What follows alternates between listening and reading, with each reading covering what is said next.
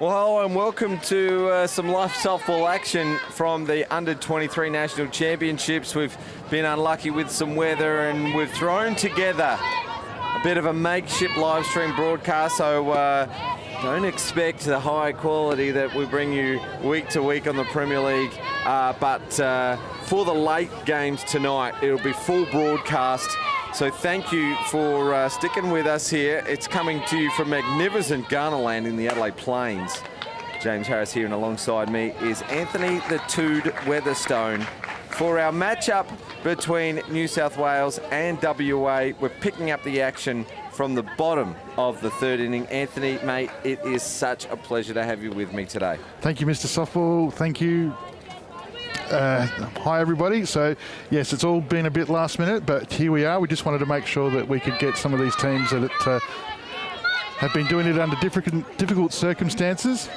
Yeah, just trying to capture as many teams as possible while we can, while it's not raining. And well, you should see the work that the ground crew have done over the last couple of days as the Western Australian team find some green, and it's a single. They've actually been pretty good so far in this game. They are trailing 8-2 in the bottom of the three. The scoreboard not doing them justice. Jemima Rahama hit an absolute monster over left field for a 2-run shot earlier in the game. They got a couple of hits in the first inning. And WA having a pretty good day. They've taken the host team to task earlier in the day with a big win over South Australia. So that was on the back field. It was a makeshift field that we had to build. Yes, actually, we built 3. 2 on the Barrett Reserve for daylight games, and then we built one out on the backfield to get some night games in. Yeah, and look, as much as I hate to say it, for those that think that James is basically coming straight out of a makeup chair and just doing commentary and does nothing else, he's here early on the tools and he's last to leave. He's been doing a heap of work with the ground crew here who just been speaking with the Victorian coaches, and they can't speak highly enough of what the ground crew have done here to enable these rounds to happen. And it's a credit to you and your ground crew, Jimmy, for the work that you've done. Thanks, Anthony. I still came from the makeup chair. The vocal coach has helped me out with some soothers. Riley Arnott for WA, draft player from New South Wales, drives that to the right side. We've got our lineup cards. We're up to date with the scorebook. It does look like we've got a different pitcher for New South Wales. I can tell from the pink mask, that's Charlie Orsini. She's just come in at the start of this innings, replacing Evans? Yes. Brianna Evans. But we'll keep our eye on that. Please forgive us if we don't pick up all the changes throughout. But not a bad start for Western Australia in this inning.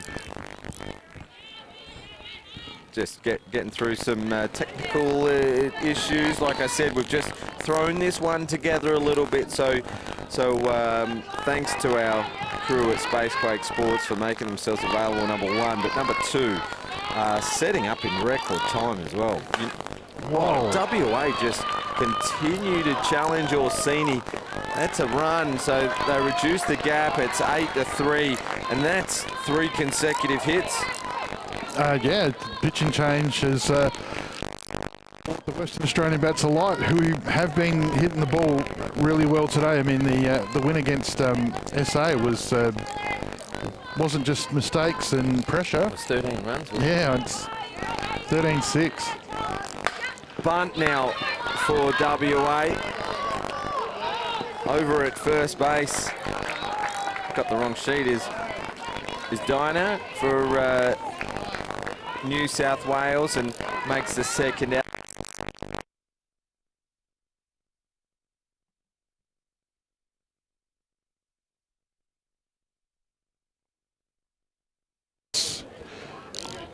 Yeah, so Coach Roy Swinburne, sorry, there, just trying to make something happen with the field, which is, I mean, it's great to see. I mean, they're playing Western Australia. I mean, the scoreline is obviously not in their favour. I mean, they're chasing 5 early.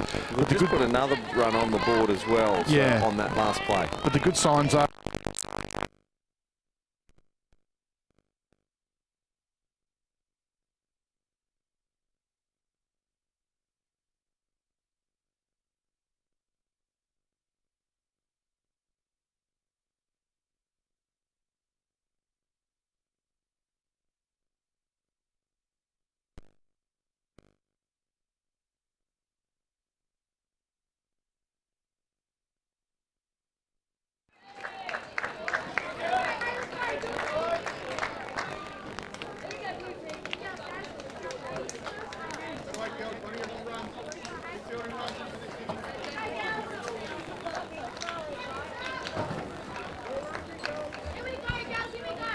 I think we're back now. So WA have scored 2 in that inning, quite an entertaining inning. And again, as Lee would say, Anthony, repeat of earlier message, we are throwing this broadcast together at the last moment. So thank you to producer Brandon and his team at Space Quake Sports. We absolutely adore what they do, and we thank them wholeheartedly.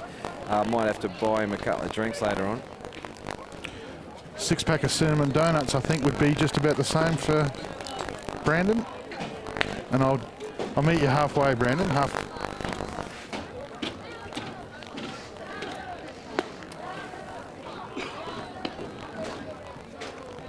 So, was just saying before,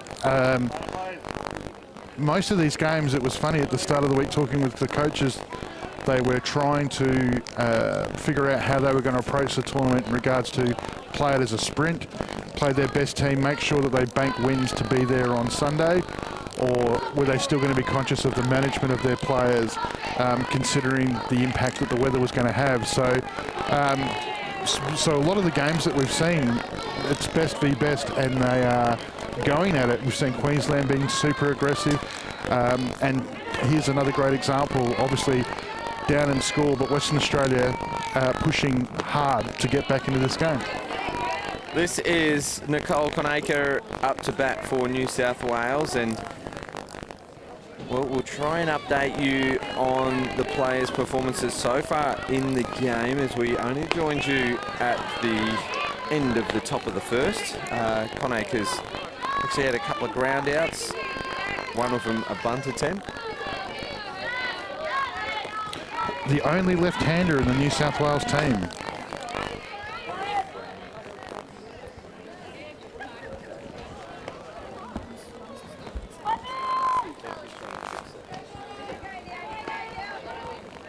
We are aware there's some technical and audio difficulties, so so bear with us. What happened on that last play, Anthony? She grounded out to the first base.